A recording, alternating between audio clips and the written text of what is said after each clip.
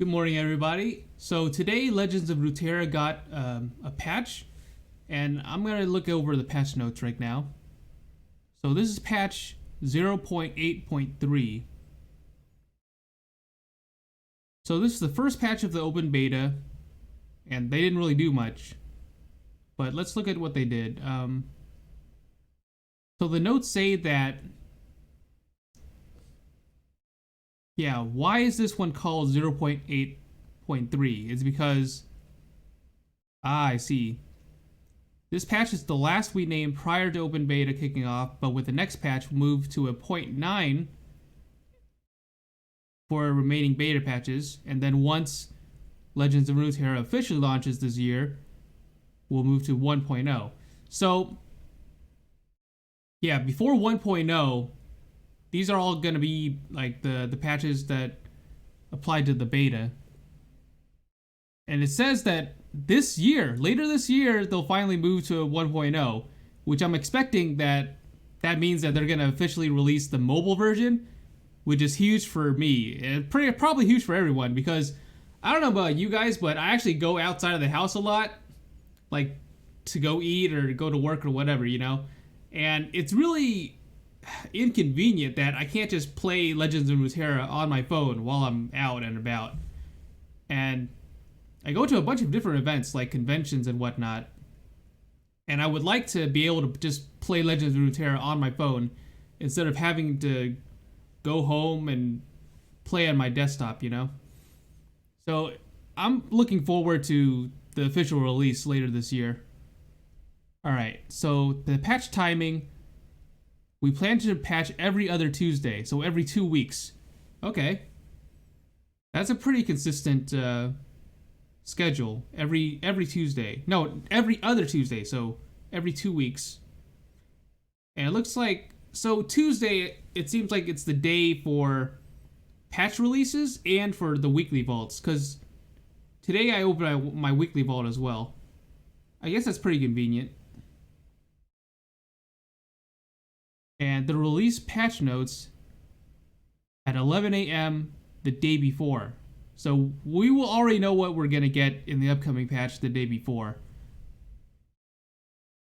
Alright, so patch size and content, they're switching off between large patches and small patches. Okay, so 0.8.3 is a small one, and the 0.9.0 in 2 weeks will be a large one. Good! I'm looking forward to a large patch. Alright, the biggest difference between small and large patches will be balance and major card updates. I really hope they do something about elusives, because the thing is, okay, before open beta was released, and I was just watching videos on YouTube of people who were actually having access to the closed beta, and they were saying that, oh, Shadow Isles is amazing, you know, Shadow Isles this. But once the game actually went to open beta, it was actually Ionia that people were playing. Like, people were playing elusives, and Deny is such a huge card. So I really think that right now, Ionia is probably the strongest region. And a lot of people are complaining about elusives. Deny, we'll see what happens to Deny, but I don't know. It's I feel like there's so many good cards in Ionia right now that they really need to look at. That's what I think. Alright. So, generally, we'll consolidate those in the once per month large patches. So this is going to be large balance changes and card updates once per month. That's pretty good. I like that. I'm pretty sure they'll... I don't know. Because sometimes things might get so unbalanced that you might have to do, like, an emergency patch, right?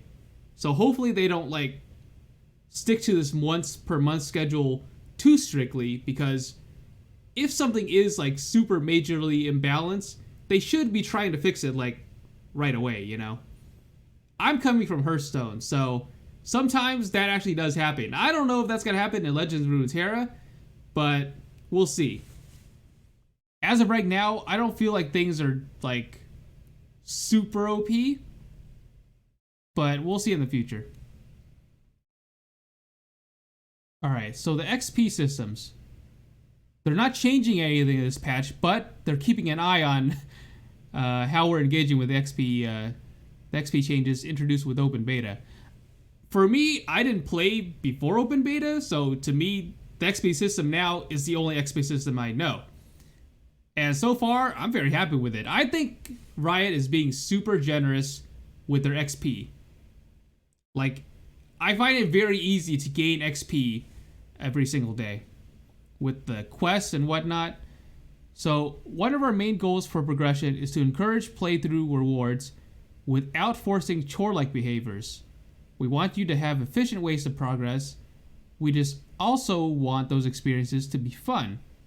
For example, we don't want players to feel like they need to grind AI games or snap concede matches to maximize their progression. No changes for now, but we're already looking at potential adjustments.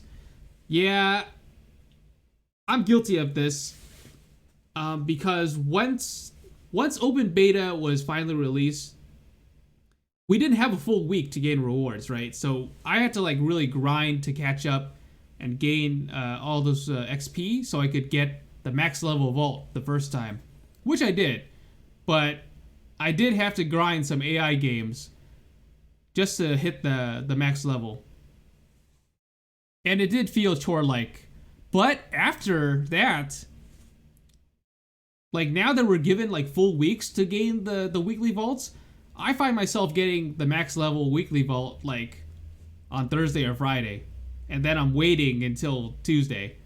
And I'm pretty sure I'm not the only one. I'm sure a lot of other people also feel the same way, where it's pretty easy to hit max level on the weekly vaults, especially if you complete your quests. So it is easy, but they don't want it to feel like it's chore-like.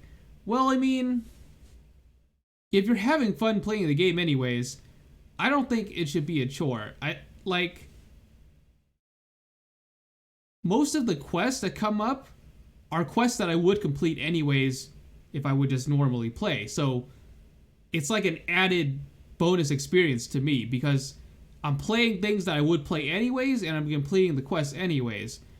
But for people who aren't playing those decks that the quests match with, then I could feel like it might be a chore because then you would have to go out of your way to play something that you wouldn't normally play in order to complete the quest.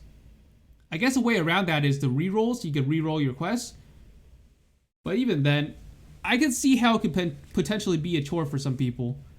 Right now, though, I feel like gaining experience is super easy. Like, it doesn't feel like a chore to me, personally.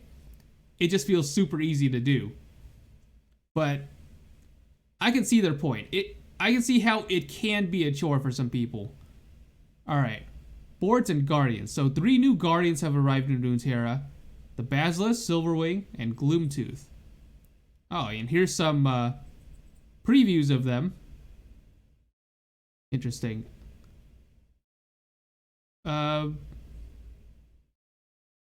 So for me, I prefer the Basilisk. That looks the coolest one to me. This guy looks very memey. The Silverwing, he's got like emoji sunglasses or something. And here we got like a happy shark guy.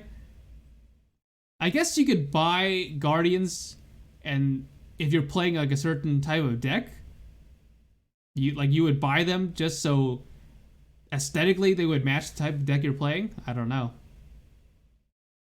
Boards and Guardians can now be purchased in the store. Okay.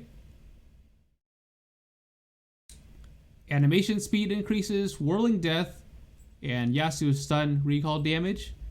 That's good.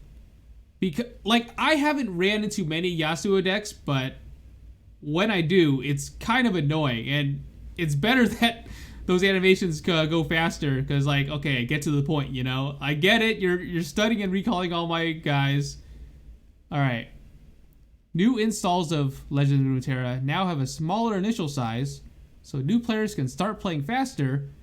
Post-tutorial game content will download as you play through tutorials instead of all before.